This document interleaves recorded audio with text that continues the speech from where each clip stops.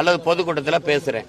அதுக்கு நீங்க பதில் பேசினாலும் சரி, என்னோட இல்ல அண்ணன் சிவவீரபாண்டியன் எங்க அப்பா மணியரசனோட பேசின மாதிரி 2 மேசையை போடுங்க, நான் கேட்கறதுக்கு பதில் சொல்லுங்க, நீங்க கேளுங்க, நான் பதில் சொல்றேன்.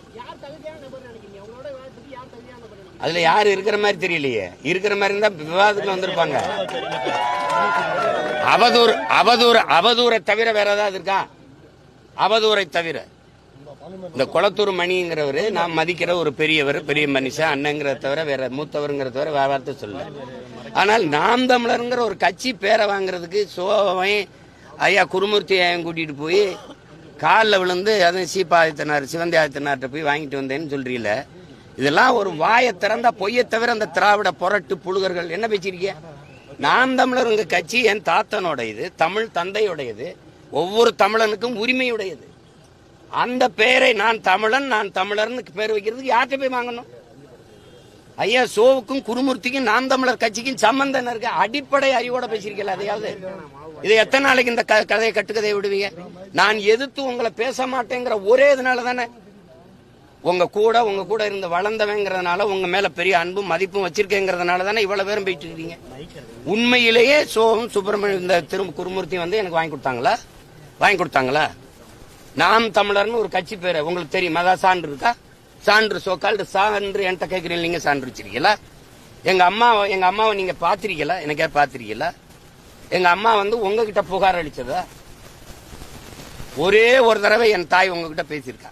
நீங்க தான் என்னைய போய் தொட்டதுக்கெல்லாம் சரணடைஞ்சு ஜெயிலுக்கு போவேனா, நமக்கு நிறைய வேலை இருக்கு, வினை வர்ற வரைக்கும் தலைமறைவா இருங்கன்னு சொன்னது நீங்க தான்.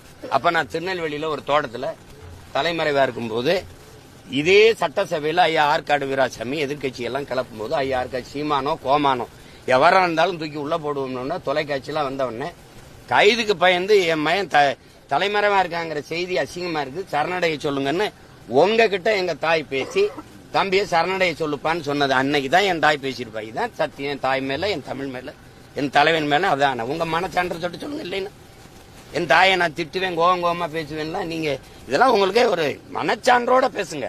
நாங்கள் மதிக்கிற எங்கள் முன்னவர்களா எங்க அண்ணங்களா பேசுங்க. பெரியார் உங்களுக்கு தேவை, பூஜாரியில வச்சு பூஜை பண்ணுங்க. எங்களுக்கு தேவையில்லை, எடுத்துட்டு போங்க. அவ்வளவுதானே.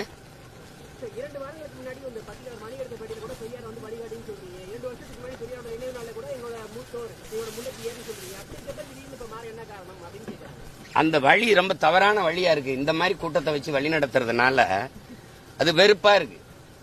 முதல்ல அடிப்படையிலே பெரியார் பிழையானவர். நான் உங்ககிட்ட கேட்கறதுக்கு நீங்க பதில் சொல்லுங்க. தமிழர் அரசு என்று பேசுவது பித்தலாட்டம். திராவிட எழுச்சியை அதை தடுப்பதற்கு செய்கிற அயோக்கியத்தனம். இது ஆரியர்களுக்கு செய்கிற அது கைக்கூலித்தனம் அப்படின்னு பேசியிருக்காரு. நீங்க நல்லா கவனிச்சுக்கணும். தமிழ் முட்டாள்களின், கொஞ்சம் அமைதியாங்க, தமிழ் முட்டாள்களின் பாஷை, தமிழ் சனியன், தமிழ் காட்டுமிராண்டி மொழி, தமிழ் சனியனை விட்டு ஒழியுங்கள். தமிழ்ல என்ன இருக்குது? தமிழ் உங்களை படிக்க வச்சதா? இதுல இப்படி பேசும்போது என் நிலத்துல நீங்க யாரு? நீங்க கர்நாடக நாட்டுல பிறந்த நீங்களே சொல்லிருக்கீங்க. உங்க தலைவர்களே சொல்றாங்க, அவரே சொல்றாரு பழிஜா நாயுடுன்னு.